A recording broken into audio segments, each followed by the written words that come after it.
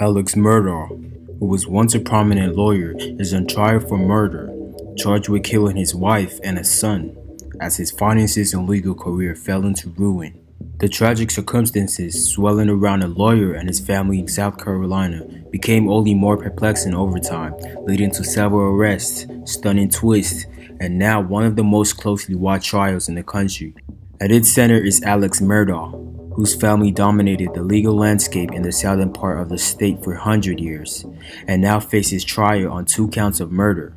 Prosecutors have accused him of killing his wife and son and failed attempt to conceal his own financial crimes. It all began on the night of June 7, 2021, when Alex Murdaugh, whose father, grandfather, and great-grandfather called 911 to report that his wife and one of their 2 sons had been shot to death.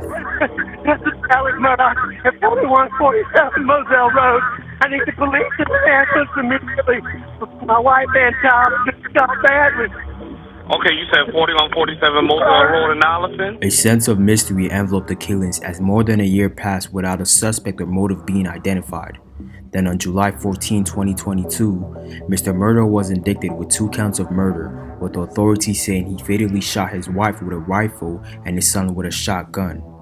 Right. And do you know the specific brand and make and caliber of ammunition that was used to kill Maggie Murdaugh? The head stamps on the shell casings at the crime scene was S&B 300 Blackout. Same thing? Yes, sir.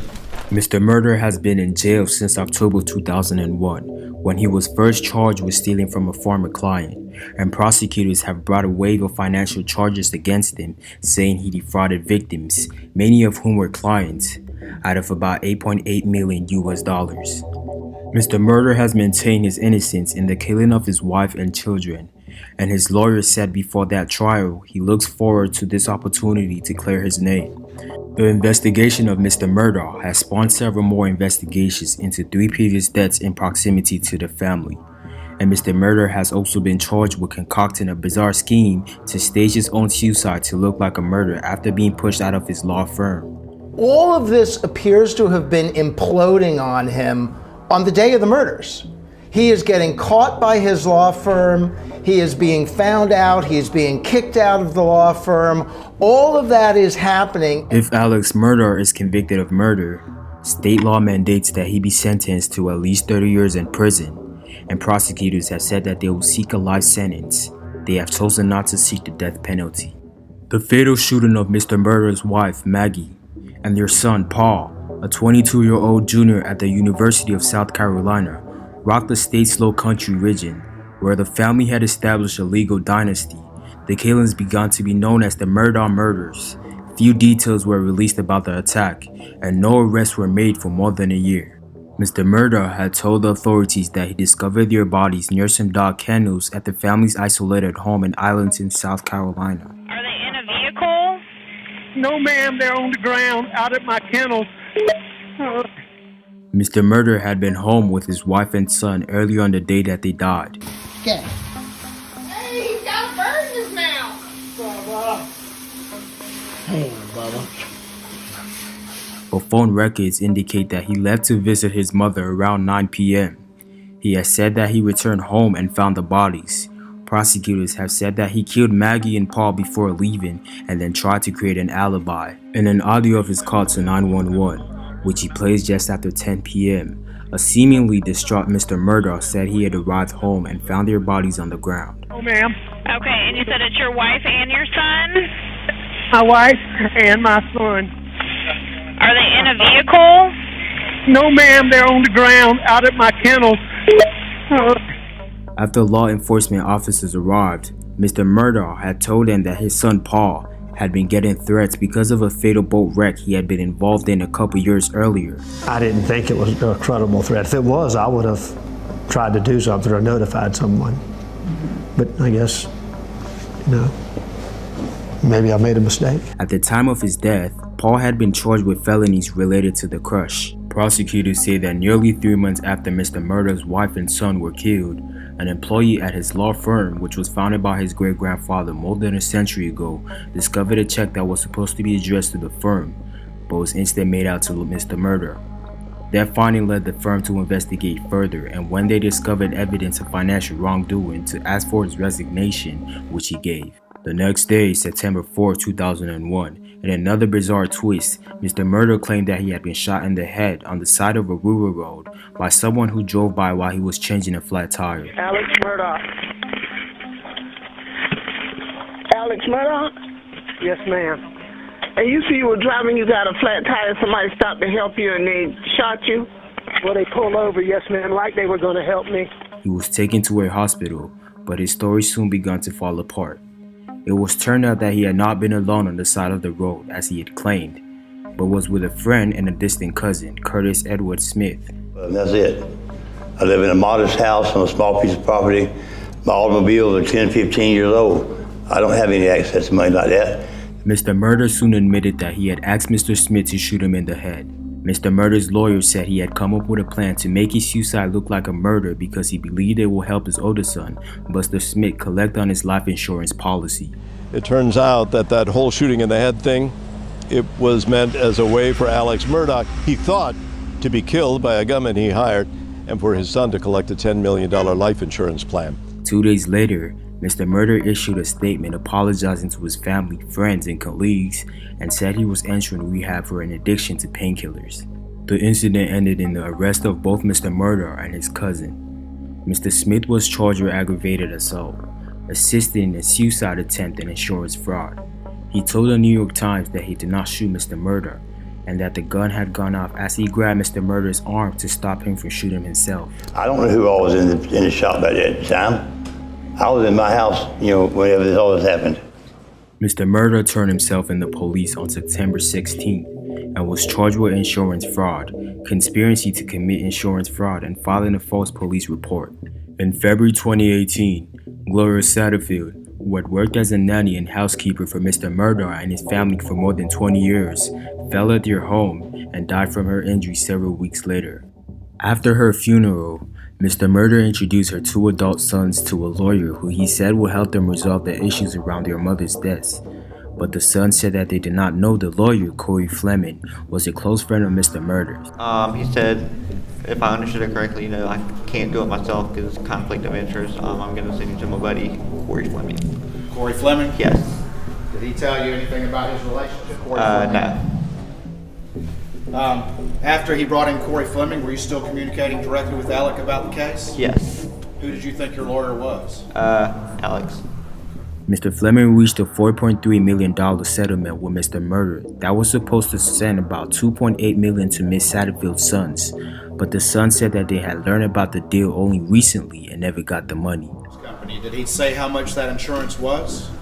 One of them that I know of was like $500,000, and that's the only one. That's the only one he told you about? Yes. Did he ever tell you that there was also an umbrella policy worth upwards of $5 million? No. In October, the police arrested Mr. Murdaugh on charges stemming from the missing settlement funds, this time apprehending him at a detox center in Orlando. He was charged with 2 counts of obtaining property by false pretenses, a felony with a maximum penalty of 10 years in prison. Mr. Murdaugh admitted in June 2022 that he owed her sons the full settlement plus the lawyer's fees, $4.3 million in all. The police are also looking into the cause of Miss Satterfield's death. Her family had presumed that she had tripped over their dogs and fallen down the front steps of their home, but the coroner was not notified about her death, and no autopsy was done. Her death is also listed as natural on her death certificate, which is at odds with their accidental fall. What happened to your mom? She fell and hit her head. And where was she when that happened? She was at Alice's house in Moselle. In Moselle? Yes. Did she pass right away, or did she live for a while? She lived for a few weeks. This family wants to know every stone to be unturned. They want to know everything that happened. At the time of his death, Paul Murdaugh was out on bail after being charged in 2019 with drunkenly crushing a boat in an accident that killed one of his passengers, 19-year-old Mallory Beach, and injured several others. 911, where's your emergency? We're in a boat crash on Arthur Street. We have someone missing. Please send someone. They're coming, okay? There's 6 of us and 1 is missing. Documents and videos released since his death have raised questions about whether the police were sloppy in their investigation or gave him favorable treatment. The South Carolina Attorney General is still investigating the crush, in which Paul Murdaugh faced a charge of boating under the influence causing death. A lawsuit was filed against Alex Murdaugh and several others who the plaintiffs sought to hold liable in the crush. At the time of the killings, a lawyer for Mrs. Beach's family was pressuring Mr. Murdaugh, as Paul Murdaugh's father, to release an account of his finances. A hearing in the matter was scheduled for 3 days after the killings, and prosecutors had suggested that Mr. Murdaugh's motive for the killing was to gain sympathy and keep his financial misdealings concealed. Well, prosecutors say Murdaugh killed his wife and youngest son in June of last year to gain sympathy and distract people from his financial crimes. A few weeks after the deaths of Maggie and Paul Murdaugh, the South Carolina Law Enforcement Division announced that it was opening a new probe into the death of Stephen Smith, a 19-year-old man. The story of 19-year-old Stephen Smith, whose body was found in the middle of a rural road back in 2015. His death has never been fully explained, and no arrests were being made. It was initially investigated as a possible shooting. Then it was considered to be a hit and run. It definitely was not a hit and run. He had blunt force trauma, and it seemed to be an intentional act, which we consider homicide. Police files have suggested that Mr. Smith ran out of gas on the side of the road several miles away from where his body was being found. When the trial began, defense lawyers for Mr. Murdaugh pointed to the friendly family scenes that had been recorded on Paul's cell phone not long before the murders. The lawyers suggested that Mr. Murdaugh could have not had the impulse nor the time to brutally execute his wife and son. There's no evidence that Alex Murdaugh would have reaped any financial benefit from murdering Paul and Maggie. There's no evidence of any life insurance. Prosecutors argued that Mr. Murdaugh's finances were under so much scrutiny, he is accused of embezzling millions of dollars, that he hatched a bizarre plan to kill his family members in order to gain sympathy. Right? It's an odd kind of motive. This idea that the motive is that he wants to get sympathy and distract attention. We thought that maybe one of the family members knew something, right? Maybe they found out about his financial shenanigans, and that's why he had to kill him. Over the past several days, video recordings from law enforcement officials have been shared with the jury, showing more of what happened in the hours of Mr. Murdaugh's 911 call. My name is Alex Murdaugh. Please hurry. Neither one of them's moving. The footage showed that Mr. Murdaugh was wearing a white t-shirt and did not appear to be bloody. I knew it was really bad. My boy over there, I could see it was...